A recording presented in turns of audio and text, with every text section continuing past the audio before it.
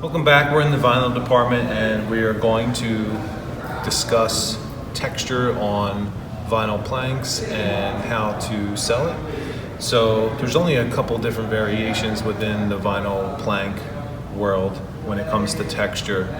You have planks that can have an all-over texture, which is referred to as that or rib texture, or you have planks that are embossed register, otherwise known as EIR. So the embossed register technique, which can be seen here on this Adoramax Apex, is actually a technique much like the wire brushing that we discussed in an earlier session about wood. Only in this event, the computer and the machine that makes this material actually has little needles that drop down and register the image, the picture, and actually etch the top of the surface to mimic the photograph underneath. When you do that, you really bring life to the floor, because what you see is what you feel, and what you feel is what you see. So for a plank like this to bring authenticity to it, to make it look more realistic, when you add embossing and registering to a plank, you're really taking it to the next level from the aesthetic standpoint, as well as the depth of each plank. In addition to that, with the texture, to accentuate the planks, you have the four-sided painted bevel. So that's also an upgrade that adds additional aesthetic value to the plank.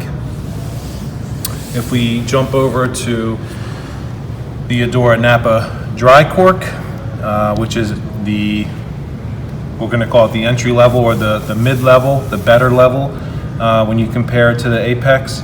This one has no bevel and it has a rib texture or an all-over texture. So this is essentially a plate that comes down and just presses the vinyl that's on the surface to give it kind of an all-over texture that you could feel. It doesn't really mimic the grain underneath. It's just kind of like more of a generic way to do it. Still feels nice, and a lot of customers do like that. You know, not everybody wants it to have the embossing and registering attached to it, especially with the no beveling aspect of this. You will have customers that don't really care for the painted bevel because they don't like the way that it accentuates the plank. They don't want the start-stop. So you'll have those people that like the no bevel. But with that, you know, when we talk about texture and how that applies to the sales process and how it's going to help the customer in their home, it's always about, you know, what's in it for the customer, you know, in terms of the application, making it the best product possible.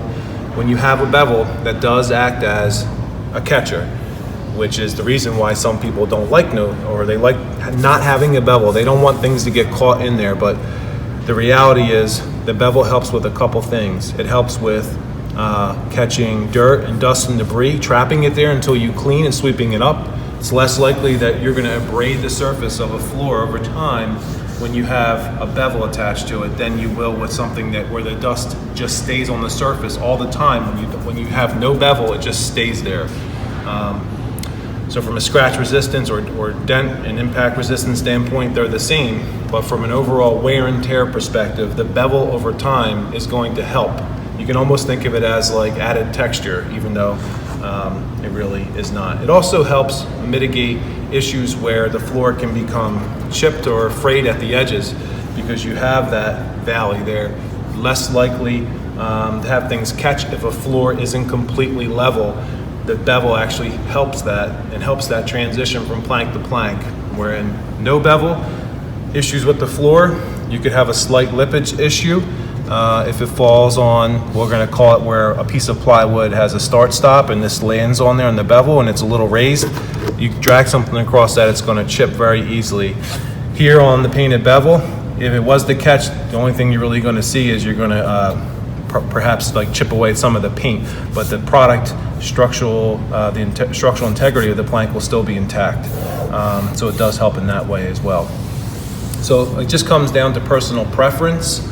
Do I want a completely flat floor that, you know, looks like almost like a site sanded type floor where everything kind of rests on the surface and I have to maintain that accordingly? Or do I want something that has a lot of texture, embossed register with a bevel that over time is going to show less wear and tear because of the way that it's made? So in case you're wondering, because we talked about all over texture and we talked about embossed and register, how can you figure out which is which? If you were to feel the plank that's embossed and registered, you could easily glide your hand along the plank and you could feel the texture change as the image changes. So with this one here, it's pretty consistent and the grain is following the knots, and I can feel that. And the same can be said if we move over here to the Performax Vintage Oak, where I'm standing above this knot here and I can visually see this knot, and as I run my hand across it, I can really feel that knot. And that could be consistent with any part of the plank. Wherein if I take and I look at the oak stave here, which is a knockoff of the Apex, this is an all over texture. So you could really run your hand across that and feel that, and the grain is very consistent, or the texture is very consistent all the way throughout. It really doesn't change. It's just a subtle texture to the entire floor. But with that, with this being a knockoff, there is an upsell to the Apex. Why is Apex $7.99 a square foot?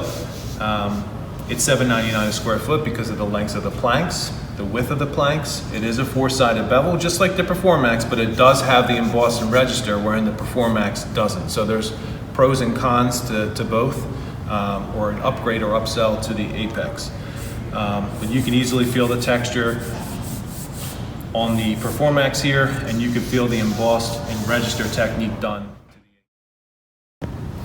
The other option that we have out there from a texture aspect is all the tile visuals that we carry, whether it's in Cortec Stone or the regular Cortec offering, or from Karndean in their Night Tile Rigid offering. Tile visuals, almost exclusively, they're always smooth, completely smooth. In this case, we do have the bevel to accentuate the planks, but from a texture perspective, this has no texture whatsoever. So this would be really great for an application in a bathroom, maybe even a kitchen, but you would have to be careful with the pivot points, because this type of a finish on this floor here is going to be the type, just like the smooth hardwoods that we talked about in one of our other sessions, where anything that happens to this floor is going to jump out at you. I would not put this in an area that's extremely high traffic, like right in from the outside, without having, or setting the expectation with the customer. You need to put a walk-off mat here. You need to put a walk-off mat or a little airy rug at pivot points, like around the stove, the dishwasher, the sink, all those areas where I'm constantly turning, because over time, this is no more scratch resistant than any of the other vinyl floors. All vinyl wears the same. Depending upon how thick the wear layer is, it's going to perform longer, but in terms of seeing scratches, you're going to see scratches a lot easier on a completely smooth surface than you would on one that's either rib texture or embossed and registered texture.